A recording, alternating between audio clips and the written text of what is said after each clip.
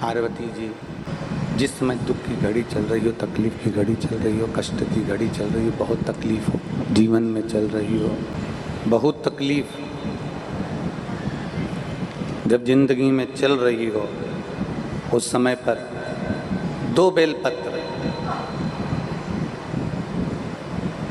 और 2 पुष्प, 2 बेलपत्र और 2 पुष्प, एक पुष्प लाल लेना है, एक पुष्प लाल लेना है और एक पुष्प श्वेत लेना है। जो लाल पुष्प वाला बेलपत्र है उसको अशोक सुंदरी वाली जगह पर समर्पित करना है और श्वेत पुष्प वाला जो बेलपत्र है,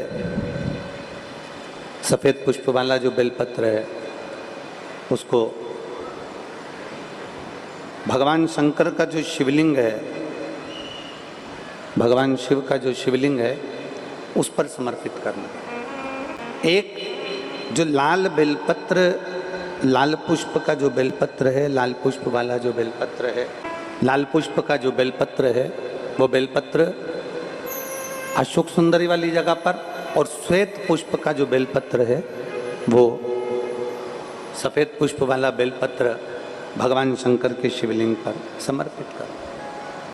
अपने दिल की कामना अपने मन से बाबा से प्रार्थना करो, अपने हृदय से भगवान शिव को कहो और दिल से देवादिदेव महादेव को कह कर आओ, दिल से, हृदय से।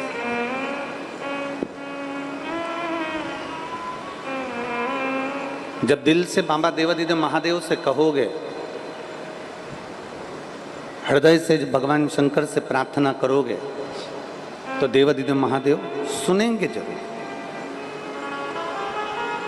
शिव महापुराण की कथा कहती है कि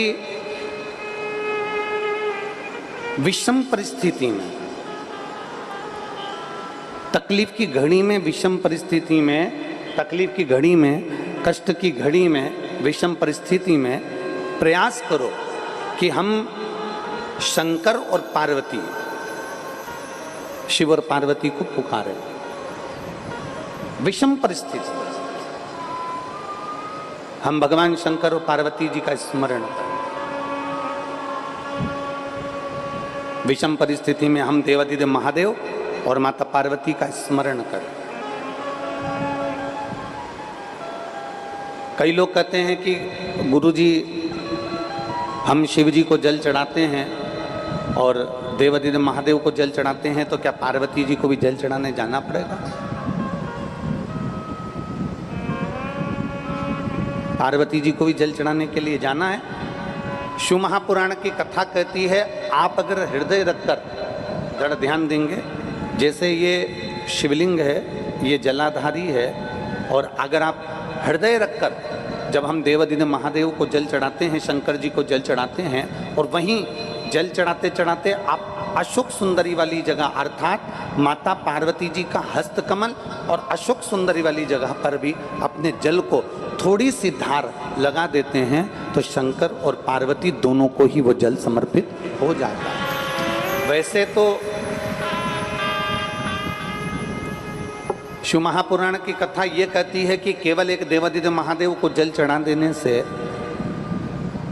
शिव महापुराण की कथा कहती है केवल एक देवादिदेव महादेव को जल समर्पित कर देने से 33 कोटि देवता, चाहे फिर उसमें गणेश जी हों, कार्तिकेय जी हों, जगदम्बा अम्बा हो, चाहे नवग्रह देवता हों, चाहे पंचलोकपाल हों, षोडश मातृका हों, 64 योगनियाँ हों, सारे देवी देवता उस शंकर भगवान के शिवलिंग में विराजमान हैं। तो शिव महापुराण की कथा कहती है, जब हम एक लोटा जल, जैसे हमने दूसरे दिन की कथा में एक बात कही थी कि अपने पितृदेव, अपने कुल देव, अपने ग्राम देव, अपने स्थान देव, अपने नगर देव, किसी भी देवता का अगर हम स्मरण कर रहे हैं और हमको नहीं मालूम कि हमारा कुल देवता कौन है, हमें नहीं मालूम हमारी कुल देवी कौन है, हमें नहीं मालूम हमारे पितृ कौन है, हमें नहीं मालूम कि हमारे स्थान देवता कौन से हैं, हमें नहीं मालूम कि हमारे खेड़े के देवता कौन से हैं, तो शिव महापुराण की कथा कहती है एक लोटा जल जब हम देवादिदेव महादेव को समर्पित करते हैं तो सारे देवताओं को वो जल प्राप्त हो जाता है और सारे देवता मिलकर हमारा कल्याण कर देते हैं। हमारे भीतर के जो खोट होते हैं, हमारे भीतर के जो अवगुण होते हैं, हमारे भीतर के जो दोष होते हैं, शिव महापुराण की कथा कहती है प्रयास करा करो कि जब कथा सुनने जाओ तो एक मन में संकल्प लेकर जाओ कि मैं जो गलत काम करता हूँ उसमें से आज एक गलत काम शिव महापुराण की कथा में छोड़ दे रहा हूँ, उसके बाद में कभी नहीं करूँगा।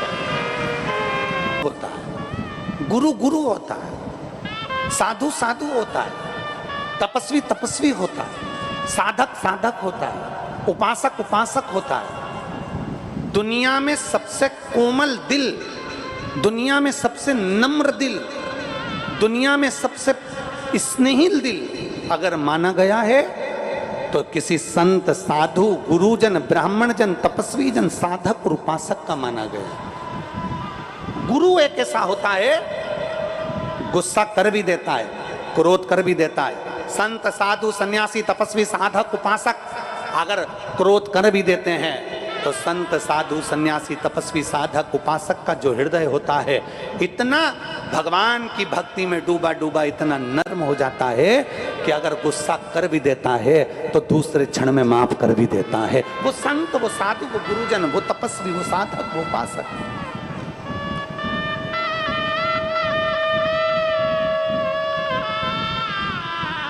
वो तपस्वी वो साधक वो उपासक। मुनि मेधा ने बुलाया, मुनि मेधा ने कहा कि जो पार्वती जी पूछती हैं बात क्या है, क्या हुआ माँ, मधु और केटप जी तो असुर परेशान करके रख दिए हैं, आप कुछ कृपा करिए माँ जगतजननी, कुछ करुणा करिए, कुछ करुणा करिए।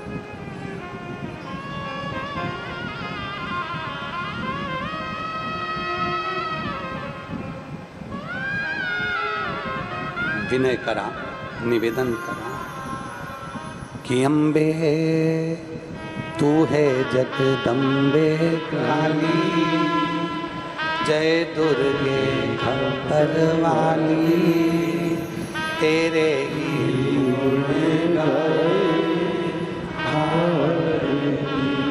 ओ मैया हम सब पुकारे तेरी,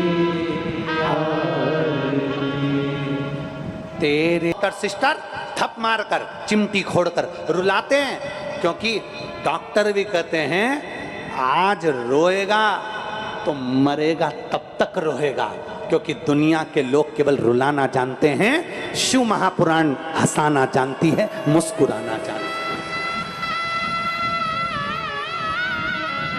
दुनिया के लोग रुलाएंगे, कभी बच्चों के लिए, कभी परिवार के लिए, कभी पत्नी के लिए, कभी कुटुंब के लिए, कभी जमीन के लिए, कभी जायदाद के लिए, कभी संपदा के लिए, कभी शरीर के लिए। पूरी उम्र बचपन से लेकर मरोगे तब तक केवल रोने में निकलना है। मुस्कुराने के लिए तो शिव महापुराण के ये 7 दिन मिलते हैं, खूब सेवा करो और खूब मुस्कुरा लो, ये जिंदगी के 7 दिन। और केवल शिव महापुराण के 7 दिन से मतलब ये नहीं है कि शिव पुराण के 7 दिन है, हमारी जिंदगी के 7 दिन है। रविवार, सोमवार, मंगल, बुध, गुरु, शुक्र, शनि, ये हमारी जिंदगी के 7 दिन हैं। इन 7 दिनों में खूब मुस्कुरा लो, क्योंकि ये 7 दिन अंतिम। श्रीमद् भागवत की कथा कितने दिन की होती है? बोलो बोलो जम के, 7 दिन की। गिरि गोवर्धन पर्वत को भगवान कृष्ण ने अपनी उंगली पर उठाया, कितने कोस का? 7 कोस। कितने दिन तक उठा कर रखा? 7 दिन तक। अपना जन्म कितने दिन में हुआ? आप और हम कब पैदा हुए? कोई रविवार को, कोई सोमवार को, कोई मंगलवार को, कोई बुधवार को, कोई गुरुवार को, कोई शुक्रवार को, कोई शनिवार को। 7 दिन में पैदा हुए। मरोगे कितने दिन में? अरे बोलो तो जम के, 7 दिन में। अलग से तुम्हारे लिए कोई दिन लिख कर नहीं आएगा, इन्हीं 7 दिन में रविवार, सोमवार, मंगल, बुध, गुरु, शुक्र और शनि, इन्हीं 7 दिन में जन्म हुआ, इन्हीं 7 दिन में जाना है। और यही 7 दिन की शिव पुराण कहती है। रविवार को जन्म हुआ, सोमवार को बड़े हुए, मंगलवार को ब्याह हुआ, बुधवार को बच्चे हुए, गुरुवार को बीमार पड़े, शुक्रवार को हॉस्पिटल गए, शनिवार को सीताराम हो गए। 7 दिन यूं निकले। जीवन के 7 दिन ऐसे ही निकल जाते हैं मुस्कुराते। जिसने सेवा कर ली, जिसने चाकरी कर ली, जिसने भजन कर लिया, जिसने कीर्तन कर लिया, जिसने मंत्र जाप कर लिया, जिसने नाम जाप कर लिया, वह आनंद की सुख राशि प्राप्त कर लेता। मैं पूरे छत्तीसगढ़ वासियों को गंडई के निवासियों को धन्यवाद देता हूं। इस गंडई हो तो चिंता मत करना, मेरे भोलेनाथ तुम्हारी सारी व्यवस्था कर ही देते हैं। ये शिव तत्व है, योग घड़ी है।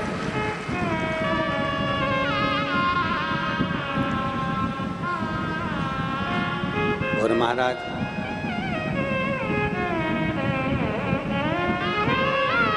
यदि मांग लो तुम्हें क्या चाहिए, भगवान नारायण बड़े प्रसन्न हो गए, बड़े प्रसन्न।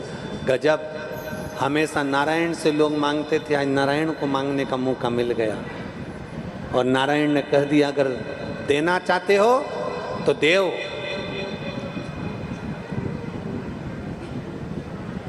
तुम दोनों के प्राण मेरे हाथ से छूटे,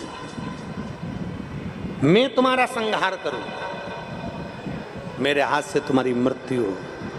मधुकेटम ने कहा हम आपके हाथ से मरेंगे, पर शर्त एक है, जल में ना मरे, सूखे स्थान पर थल पर मरे। भगवान ने अपनी जंघा पर रखकर सुदर्शन चक्र से मधुकेटप का संहार कर दिया। और माता जगत जननी ने जो बुद्धि फेरी, उस बुद्धि के फेरने से मधुकेटप का संहार शिव कहते हैं।